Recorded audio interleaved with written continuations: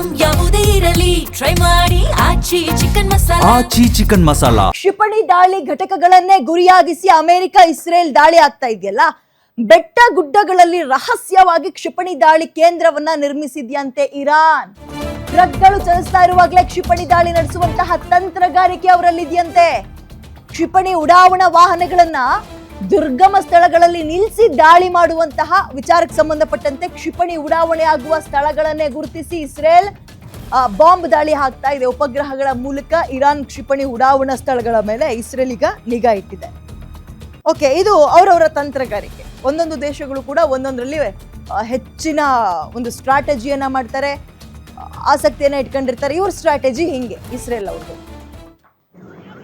Israel ಮಿಲಿಟರಿಯೇ ಅತ್ಯದ್ಭುತ ಬಿಡಿ, ಮಾತಾಡಂಗೆ ಇಲ್ಲ. ಅತಿ ಚಿಕ್ಕ ದೇಶ ಆದ್ರೂ ಅತಿ ಕಡಿಮೆ ಜನಸಂಖ್ಯೆ ಹೊಂದಿದ್ರು. ಹಬ್ಬ ಬಂದ್ರೆ 1 ಕೋಟಿ ಅಂತಾರಲ್ಲಿರುವಂತಹ ಜನಸಂಖ್ಯೆ. ನಮ್ಮ ಬೆಂಗಳೂರಿನಲ್ಲಿ ಎಷ್ಟಿರ್ಬೋದು ಹೇಳಿ? ನಮ್ಮ ಬೆಂಗಳೂರಿನ ಅರ್ಧ ಭಾಗ ಅನ್ಕೊಳ್ಳಿ ಜನಸಂಖ್ಯೆ, ಅರ್ಧಕ್ಕಿಂತಲೂ ಕಡಿಮೆ. ಅಷ್ಟೇ ಜನಸಂಖ್ಯೆ ಇರೋದು ಅವ್ರ ಹತ್ರ.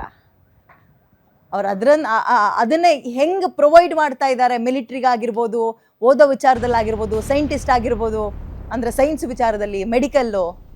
ನೋಡಿ, ಇಸ್ರೇಲ್ ನಿಜಕ್ಕೂ ವಾವ್. ಇದ್ರೆ ಇಸ್ರೇಲ್ ನಂತಹ ದೇಶದ ರೀತಿಯಲ್ಲಿ ಬೆಳಿಬೇಕು ಅಂತ ಎಲ್ಲರೂ ಅನ್ಕೊಳ್ಬೇಕಾಗುತ್ತೆ.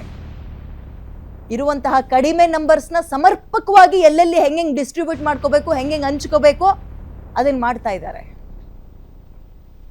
ಮಿಸೈಲ್ಗಳ ಸುರಿಮಳೆ ದೀಪಾವಳಿ ಹಬ್ಬವನ್ನ ನೆನಪಿಸ್ತಾ ಇದೆ ನಮಗೆ.